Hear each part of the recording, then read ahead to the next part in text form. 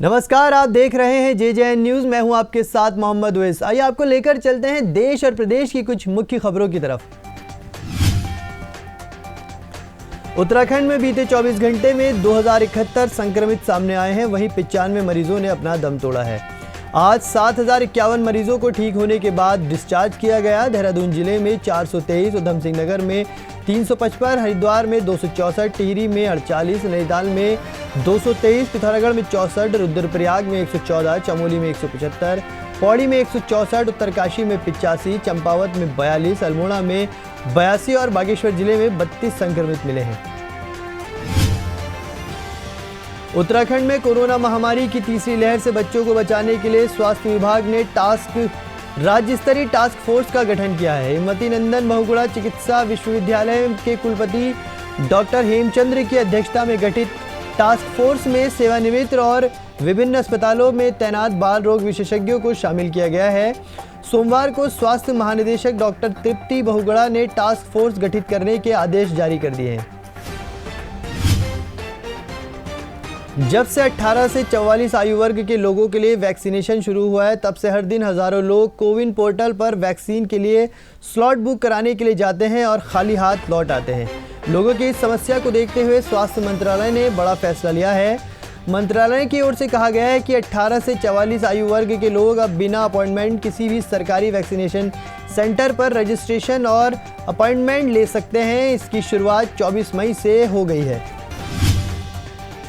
कई रिपोर्ट्स में दावा किया जा रहा है कि कोरोना की तीसरी लहर बच्चों के लिए खतरनाक होगी। इस बीच इंडियन एकेडमी ऑफ पीडियाट्रिक्स ने कहा है कि अभी तक 90% बच्चों में कोरोना संक्रमण रहा है।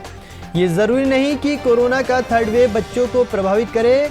IAP ने एडवाइजरी जारी करते हुए कहा कि अभी तक बहुत कम संख्या में बच्चे कोरोना से संक्रमित पाए गए हैं। बच्चों का इम्यून सिस्टम मजबूत होता है। अगर कोरोना की तीसरी लहर आती है तो सिर्फ कमज़ोर इम्यूनिटी वाले बच्चे ही संक्रमित हो सकते हैं। भाजपा के राष्ट्रीय अध्यक्ष JP नड्डा ने चक्रवात यास के मद्देनजर पार्टी नेताओं के संग बैठक की और जिन राज्यों में इसका असर संभावित है, वहां के नेताओं को स्थानीय प्रशासन के साथ मिलकर राहत और बचाव अभियान चलाने को कहा। इस बैठक में पश्चिम बंगाल, उड़ीसा, सिक्किम, अंडमान और निकोबार द्वीप समूह के भाजपा सांसदों और विधायकों के साथ ही अन्य राज्यों के पार्टी पदाधिकारी भी हिस्सा लिया, जहां चक्रवात नुकसान पहुंचा सकता है।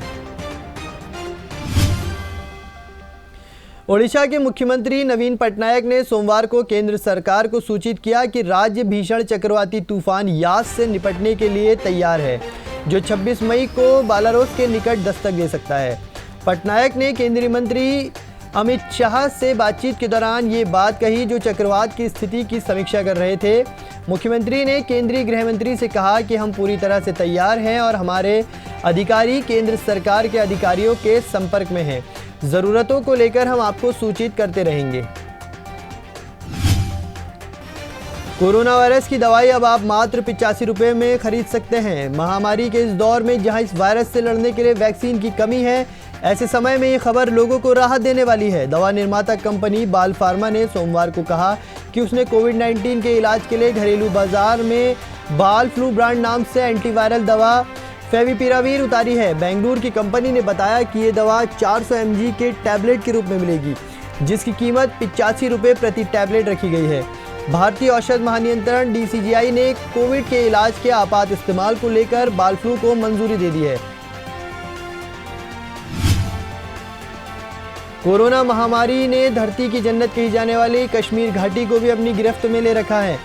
महामारी की वजह से कश्मीर के सभी अस्पतालों में सामान्य OPD बंद चल रही है। परेशान मरीजों को राहत देने के लिए श्रीनगर के सबसे बड़े सरकारी अस्पताल शेर Kashmir institute of medical sciences ने टेली क्लिनिक शुरू किया है। इस टेली क्लिनिक में रोजाना करीब 400 मरीजों का इलाज किया जा रहा है। इस टेली क्लिनिक में बैठे डॉक्टर टेली कंसल्टेशन के जरिए लोगों से बीमारी पूछकर मेडिकल एडवाइस दे रहे हैं। सुप्रीम कोर्ट ने सोमवार को कहा कि सरकार की प्रवासी मजदूरों के पंजीकरण की प्रक्रिया बेहद धीमी है और इसमें तेजी लानी जानी चाहिए, ताकि इससे कोविड-19 महामारी के बीच योजनाओं का लाभ दिया जा सके। साथ ही कोर्ट राज्यों और केंद्र शासित प्रदेशों के अधिकारियों को निर्देश दिया कि देश भर में फंसे प्रवासी श्रमिकों को सूखा राशन मुहैया कराया जाए और उनके लिए सामुदायिक रसोई की शुरुआत की जाए। शीर्ष अदालत ने कहा कि वो असंगठित क्षेत्रों के कामगारों के पंजीकरण के मुद्दे पर केंद्र और राज्य सरकारों के प्रयासों से खुश नहीं हैं। एशियाई मुक्केबाजी चैंपियनशिप में भारत ने अपना अभियान जीत के साथ शुरू किया है।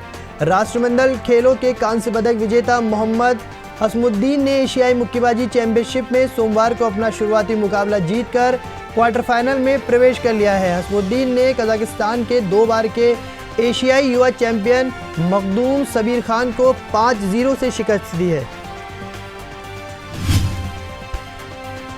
देश और प्रदेश की इन खबरों में अभी के लिए बस इतना ही। आप बने रहिए JJN न्यूज़ के साथ।